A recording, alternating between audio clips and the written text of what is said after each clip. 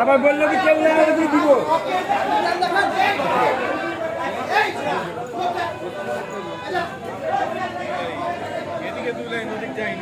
Rajshahi Alam feeling স্টেশনে তেল না থাকার পরেও যারা মোটরসাইকেল চালকরা আসছে তারা দাবি করেছিলেন তেল আছে।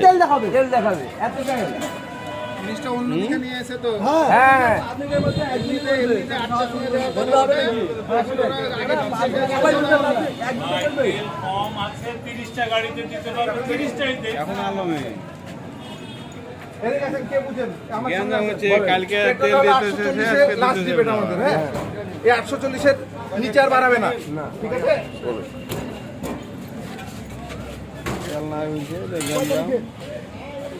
কয় তারিখ না দেখি দেখি তারিখ লাগে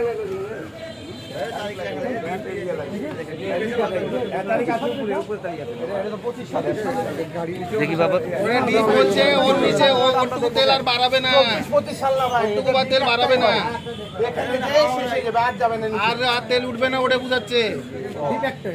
হ্যাঁ, ওটা ওর উপরে তেল উঠবে না। এই যে ডিপ আমাদের শেষ হয়েছে 98, হ্যাঁ, 571 লিটার উঠবে না, ঠিক আছে। এখানে শুধু একটা লিটার তেল আর নাই বা আসেনি, ব্যাস। আমরা তো দুদিন ধরে অপেক্ষা করছি যে আজকে তেল পাবো, এখন অন্য কোথাও থেকে তো পারবো না।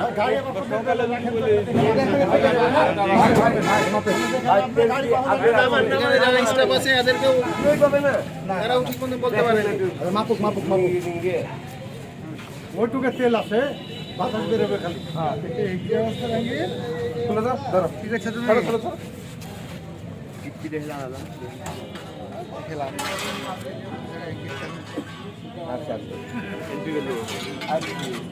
দেখেন দেখেন কেটেছে ওখানে, বললাম এই যে কেটেছে ওখানে, দেখেন 220, ওখানে 219, এখানে দেখেন 22-এ 220, দেখেন কেডি প্রোডাক্ট দেখবেন, দেখেন ওকে আটকান, ওই কোন দিকে গেল, দেখেন দেখেন দেখেন 220, দেখেন 220, দেখেন সেই ভোর থেকে দাঁড়ায় আছে, এই দেখেন 22 আছে, এটাই তো পেট্রোল। শুনুন অপশন কত 15 বাদ দেন, দেখি একটু জায়গা দেন, আপনারা একটু জায়গা দেন। খবর আছে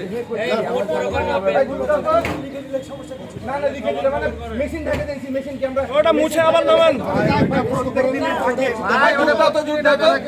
অনেকে থাকে একটা লেখা দিতে গিয়েছিল কলম দিয়া, কথা বলছেন না একটাই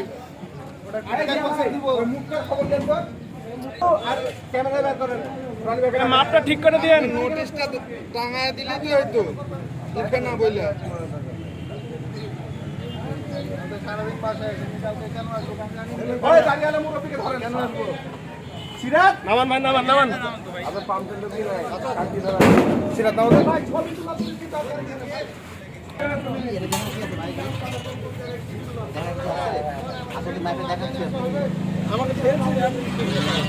দেখেন দেখেন দেখেন কেটেছে নিচে, নিচে কেটেছে, এই তেল জিন্দেগিতে উঠবে না, আমরা চাইলেও এই তেল বের করতে পারবো না, ঠিক আছে? এবার জিয়া ভাই, এই এটা রাখো তো সিরাত, আমি প্রথমে বললাম সিরাত ধরো। আচ্ছা এই ভাই এটা লাগবে না, ডিজেল ডিজেল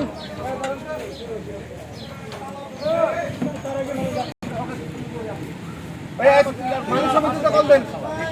কি করছিল বিষয়টা কি না না, এখানে এসে মব সৃষ্টি করছে। আমরা বারবার করে বলছি তেল নাই, মনে হচ্ছে পাম্পের স্টাফদেরকে আমাদেরকে মনে করেন মারবে ধরে। আমরা বলছি তেল নাই, কালকে আমরা শেষ করেছি। এখন আপনাকে কি বাড়ি বাড়িতে জনে জনে বলবো নাকি যে তেল নাই, আমাদের তেল শেষ হয়ে গেছে?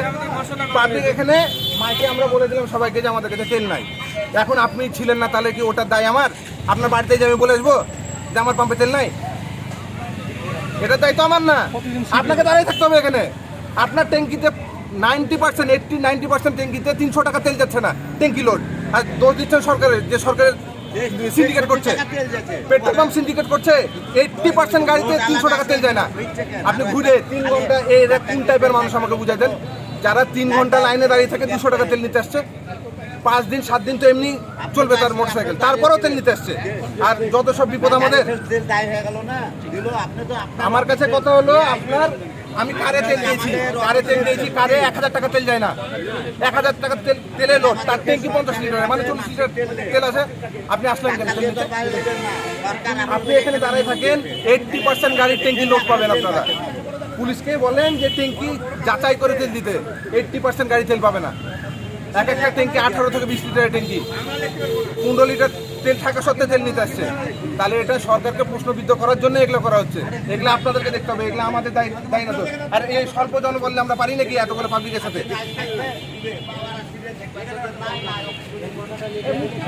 এই ছিল আলম ফিলিং স্টেশন থেকে আপনাদেরকে সর্বশেষ তথ্য জানানোর চেষ্টা করছি। জানি না ভাই, ভাই, এটা কিছু বলতে পারবো না। আগে আমার ওই দুই মালকে লিখবে, আমি ওই এই যে সিটিএসবি আছে এখানে সমস্ত সকলকে ডাকবো, রেখে দেন। ডাকবো, তেল না পেয়ে কি গালাগালি করছে? ক্যামেরা থেকে তারপরে ব্যবস্থা হবে, পরপর পাম্প তুলবো। আপনাদেরকে জানিয়ে রাখি, আজকে আলম ফিলিং স্টেশন শালবাগান বাজার যেটি আছে সেখানে কিন্তু আজকে তেল দেওয়া হচ্ছে না। ওটাকে হলো আজকে দেওয়ার কথা ছিল জোর নাম্বার, তবে তেল পাওয়া যায়নি, যার কারণে আজকে বন্ধ আছে।